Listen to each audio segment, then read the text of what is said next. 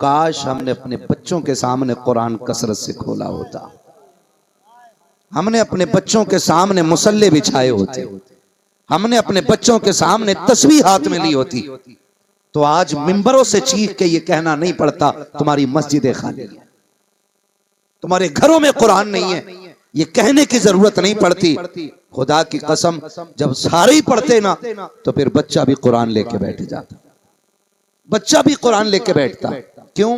क्योंकि बच्चे वो नहीं करते जो हम कहते हैं, बच्चे वो करते हैं जो हमें करता हुआ देखा करते हैं। बच्चे हमारे कहने पे अमल कम और करने पे ज्यादा अमल करते, करने पे ज्यादा अमल करते। तो पहली बात तो हमें ये करनी है कि हमें अपने बच्चों के सामने दुरुस्त तरीके से रहना है।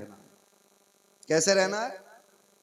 दुरुस्त तरीके से रहना। हमारी नस्लें जो बिगड़ रही है ना, इसका जिम्मेदार सिर्फ मोबाइल नहीं है, सोशल मीडिया नहीं है, इसकी सबसे बड़ी वजह यह है कि हमने अपने बड़ों में बैठना छोड़ दिया है। हम जब अपने बुजुर्गों में बैठा करते थे ना, तो जो इल्म 15 साल की किताबों से नहीं मिलता था, वो 70 साल का इल्म 5 मिनट में अपने दादा से मिल जाया करता। आज कौन बताए हमें ये बातें, आज कौन बताए हमें ये तरीके। लेकिन अब बड़ों के पास भी वक्त नहीं है बैठाने के लिए। हजरत लल्ला अपने अब्बा से इतना परेशान है मुफ्ती साहब, तो उसने खुद मोबाइल लेके दिया अपने अब्बा को कि इसमें लगे रहो, हमें आवाज ना दो। हाँ, 70 साल उम्र हो गई और बुढ़ा कोने में बैठ कर मोबाइल चला रहा, बड़ी तन्हाई में। मजाल है एक दिन नेट खत्म हो जाए, जहां मैसेज आया कल 22 तारीख में डाटा खत्म होने वाला है, फौरन लल्ला मुंबई में सुन कल लास्ट डेट है, ऐसा लग रहा फांसी होने वाली है, कल आखिरी डेट है। अब्बा आपकी नहीं बेटे, मोबाइल की डेट, कल से नेट बंद हो जाएगा। तो बेटों के पास भी इतना वक्त नहीं जो बाप को दे सके, उन्होंने भी वक्त जाया किया है। और बड़ों के पास भी इतना वक्त नहीं है जो अपने छोटों को दे सके। खुदारा अपनी नस्लों पर रहम करें और अपने बच्चों को बड़े की उंगली पकड़ने की आदत डलवाएं। वरना याद रखिएगा, किताबें 15 साल का इल्म देंगी, 70 साल का तजुर्बा 70 साल का बूढ़ा दे सकता है। ये किताबें नहीं सिखा सकती आपको। हम अपने बुजुर्गों में नहीं बैठते, आज अपने बड़ों में नहीं बैठते। और कहा था सोबते साले तोरा साले कुनत, सोबते ताले तोरा ताले कुनत। अच्छों की सोबत तुझे अच्छा बना देगी, बुरों की सोबत तुझे बुरा बना देगी। आज हाल क्या है, बुरा ना मानिए, आज पैसे की भूख है। हम 12 घंटे ड्यूटी कर रहे हैं, 8 घंटे का टाइम है, 4 घंटे एक्स्ट्रा करके हम ड्यूटी मजदूरी कर रहे हैं। क्यों? ताकि पैसा जल्द से जल्द इकट्ठा हो सके। और फिर आए 12 घंटे ड्यूटी करने के बाद क्या किया? खाए सो गए। इतना ही है ना, क्योंकि जो आदमी 12 घंटे काम करेगा फिर उसमें बैठने की ताकत नहीं है, उसे सुबह भी उठना है, काम भी निपटाने अपने सुबह उठ के। तो जो बंदा 12 घंटे ड्यूटी करेगा वो आके सोएगा। अब सबसे बड़ा नुकसान क्या है, हमारे बच्चे क्या कर रहे हैं हमें कोई फिक्र नहीं, बस शाम को बिस्तर पे चाहिए। इतना एक बाप की जिम्मेदारी आज रह गई है। वो शाम को पूछता भूरा आ गया, गुड्डू आ गया, पप्पू आ गया, नथु किधर है? जब सबका जवाब मिल जाता है ना, हाँ सारे सो रहे हैं, फिर बेफिक्र होकर सो जाया करता है। मैं पूछना चाहता हूँ, ये सिर्फ शाम का बिस्तर पे सोना काफी है या शाम की खबर काफी होती है? खुदा के वास्ते ड्यूटी 8 घंटे करो, 4 घंटे बच्चों के लिए निकालो, वरना याद रखिएगा आने वाले 10 साल के बाद तुम अपने बच्चों को तलाशते रह जाओगे। तुम्हारे बच्चे तुम्हें कहीं नजर नहीं आएंगे। तुम्हें पता भी है तुम्हारे बच्चों की सुबह किधर गुजर रही है, शाम किधर गुजर रही है, सिर्फ बिस्तर पे लेट जाना काफी नहीं होता है। जरा ये भी तो देख, इसका दोस्त कौन है, इसका साथी कौन है, ये किसके साथ बैठता है, ये किसके साथ उठता है, ये किससे बातें करता है, ये किससे मशवरे लेता है। जाओ, खुदा की कसम खा के कहता हूँ, 1000 किताबें पढ़ा लो, अगर तेरे बच्चे का दोस्त एक भी गुंडा बन गया, 1000 किताबें इतना नहीं सवार पाएंगी जितना वो अकेला बिगाड़ देगा। और जाओ, गारंटी कहता हूँ, कोई किताब मत पढ़ाओ, किसी अल्लाह वाले के कदमों में डाल दो, 1000 किताबें भी उतना दीन नहीं दे सकती है जितना अल्लाह वाले के कदमों से दिया जा सकता है। नारे तकबीर, नारे रिसालत। तो खुदारा नस्लों का ख्याल करें। अब मसला यह नहीं रह गया है कि कैसे जन्नती बने, मसला यह है अब ईमान कैसे बचे। जन्नत तो बहुत बात की बात है, ईमान बचाना मुश्किल है। ईमान बचाना हद नहीं हो गई कफील भाई।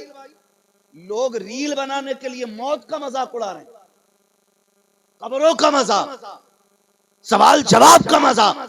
कौन है ये हुजूर का कलमा पढ़ने वाली कौम है, ये हुजूर की गुलामी का दम भरने वाली कौम है। मुनकर नकीर की नकल औकात है तेरी, जिस दिन कब्र में सामना होगा ना, नानी याद आ जाएगी। हम इतने गिर गए, अपने दीन का मजाक बना रहे हम। मसला अब जन्नत का नहीं, मसला ईमान का है। ईमान बचाना मुश्किल है मेरे भाई। नौजवानों, कोई बड़ी बात नहीं है पैसे वाला हो जाना, कोई बड़ी बात नहीं है बिल्डिंगों वाला हो जाना। पैसा क्या है, आदमी अगर जिद पे आ जाए ना तो महीनों में नस्ल भर के लिए कमा लेता है। मजा तो तब है कि दौलत हो ना हो दुनिया की, मुस्तफा के इश्क की दौलत सीने में होनी चाहिए। मुस्तफा के इश्क की दौलत सीने में होनी चाहिए, ये दर्द होना चाहिए हमारे सीने में। डॉक्टर इकबाल ने कहा था, यूं तो सैयद भी हो, मिर्जा भी हो, अफगान भी हो, तुम सभी कुछ हो बताओ कि मुसलमान भी हो।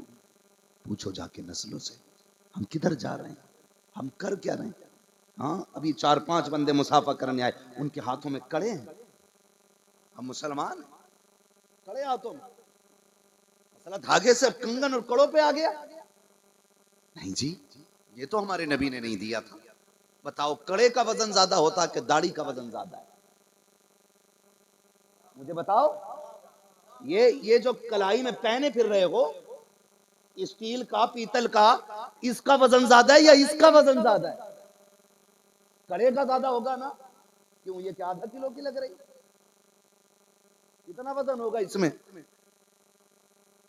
ओ भाई, कितना होगा? आधा तोला वजन दाढ़ी में नहीं निकले, आधा तोला। और कड़े 100 ग्राम के, चैने गलों में, भैंस वाली जंजीर। हुजूर की गुलामी के पट्टे में बोझ लगता है और भैंस की जंजीर में बोझ नहीं लगता। मौलवी बोले तो इसकी कड़वी बातें कहें। मैं आईना हूं, दिखाऊंगा दाग चेहरे के, जिसे खराब लगे सामने से हट जाए। मुझे नजराना तो मिलना है, मुझे अपनी उजरत तो मिलेगी, मगर मैं उस उजरत के बदले में चापलूसी करने नहीं आया। तुम्हें मीठी मीठी बता के गुमराह करके नहीं जाना चाहता। मेरी सच्चाई सिर्फ इतनी है, इतनी कड़वी बातें कह के जाऊंगा, सिर्फ जिंदगी में नहीं बल्कि कब्र तक याद रहनी चाहिए, ताकि यकीन हो जाए कि जब भी हुजूर के गुलाम बोला करते हैं, वो दुनिया का मुंह देख के नहीं, मदीने वाले का दीन देख के बोला करते। कोई मसला नहीं, मैं चापलूसी करने नहीं आया। मेरा काम तो जो है वो होना है, मगर मैं आपको बताना चाहता हूं, हमें दाढ़ी में बोझ लग रहा है, दाढ़ी में बोझ। माफ कीजिएगा, इमाम साहब के पीछे वो बंदा खड़ा होता है जिसे वुजू तक करना नहीं आता। अक्सर जगहों पे, इल्ला माशाअल्लाह, कुछ जगहों पे जहां मुअज्जिन खास हैं, नाइब इमाम खास है, उन जगहों की बात नहीं करता हूं। वरना अक्सर क्या होता है, इमाम साहब के पीछे क्यों, वहां पंखा लगा है, हवा के चक्कर में इमाम साहब के पीछे खड़ा है। एक बात बताओ, अगर खुदा न करे, अगर इमाम को हद से लाहिक हो जाए और उसे मुसल्ला छोड़ना पड़े, अपनी जगह पीछे वाले को खड़ा करेगा, तो फिर वो क्या करेगा? एक मुल्ला जी थे, टोपी लगा के, दाढ़ी खूब बड़ी थी। लोग कहने लगे कि हजरत नमाज पढ़ा दें। उन्होंने कहा नहीं, मैं धीरे वाली पढ़ा लेता हूं, जोर से वाली नहीं पढ़ाई जाती। ये कंडीशन है, धीरे वाली पढ़ा लेता है, जोर से वाली नहीं पढ़ाई जाती है। क्यों? क्योंकि आता ही नहीं कुछ, और धीरे वाली में पकड़ा ही नहीं जाएगा। ये कंडीशन हमारी है। जानते हो, वक्त पड़ जाए ना तो अजान पढ़ने भी बिना दाढ़ी वाले कट से खड़े हो जाते हैं, तकबीर कहने भी एकदम खड़े हो जाते हैं। पूछा कभी इमाम साहब से, अजान पढ़ रहे हैं, तकबीर कह रहे हैं, क्या ये दुरुस्त है? समझो जरा, दीन पहचानो। दीन खेल नहीं है, खेल नहीं है दीन। यार, स्कूल में जाने वाले की अपनी ड्रेस होती है, फोर्स में भर्ती होने वाले की अपनी ड्रेस होती है, तो तुम्हें हुजूर का दीन इतना आसान लगता है कि इसके कोई उसूल, कोई कानून, कोई ड्रेस इसकी नहीं होगी? जो चाहेगा कह देगा? नहीं जी, उसूल होते हैं। हुजूर के गुलाम वो होते हैं जिनके चेहरों पे दाढ़ी होती है। लगेगी ना बुरी बात? कोई कहेगा इनसे पहले वाले तो सारी जन्नत बांट गए, ये क्या कह रहा है? मैं सही कह रहा हूं। जिससे कोई प्यार करता है उसकी अदाएं अपनाता है, उसकी अदाएं अपनाता है, उसके तरीके अपनाता है, उसके रंग अपनाता है।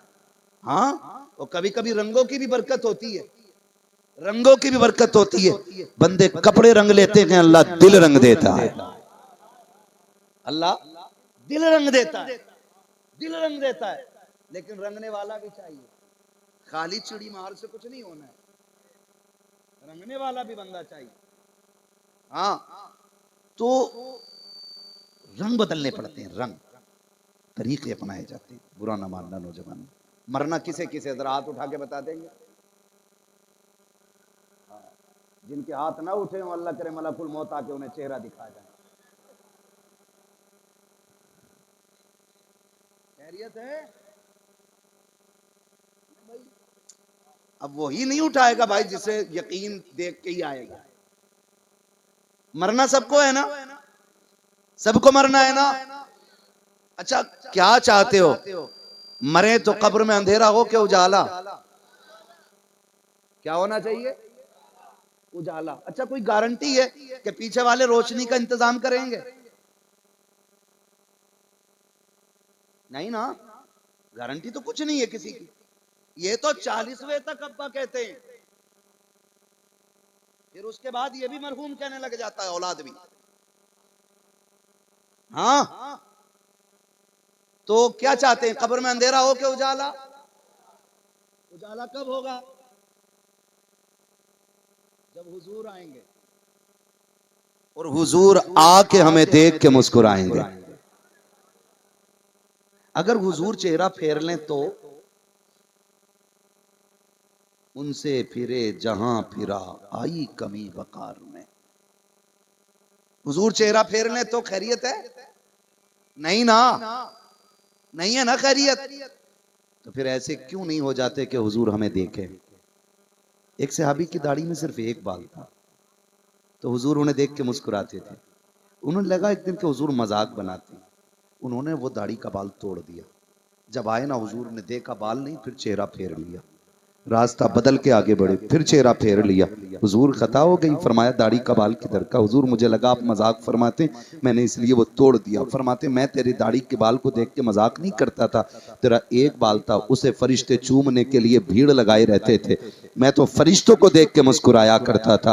अल्लाह अकबर। एक बाल अगर टूट जाए, खुदा की कसम मुस्तफा चेहरा फेर लेते हैं। जरा दिल पे हाथ रख के बताओ, मदीना जाने की तमन्नाएं रखने वालों, हुजूर की गुलामी का दम भरने वालों, हर जुमे को दाढ़ी मुंडा के नाली में बहाते हो, क्या हुजूर को इसकी तकलीफ नहीं होती होगी? रोज उस तरह चला करके सुन्नत पर गंदी नालियों में बहा दिया करते हो, तब मुस्तफा की गुलामी का एहसास कहां चला जाता है? जब हुजूर की सुन्नत को उठा करके गंदे पानी में डाला जाता है, तब गुलामी ये मुस्तफा का एहसास किधर जाता है? और तुम्हें खुदा का वास्ता अपने चेहरे पे दाढ़ियां सजा लो, ताकि जब तुम्हारा चेहरा कफन में लिपट के चले और कोई पूछे ये कौन जा रहा है, तेरा जनाजा खुद ये कहे लहद में इश्क रुखे शाह का दाग लेके चले, अंधेरी रात सुनी थी, चराग लेके चले। खुदा की कसम फख्र से कहोगे इश्क मुस्तफा की गुलामी में दुनिया से जा रखे हैं। और जब कब्र में पहुंचोगे आका आएंगे, मुस्कुराएंगे, फरिश्ते कहेंगे मा कुंता तक़ूलु फी हक़्क़ि हाज़िर रजुल, इनके बारे में क्या कहता था।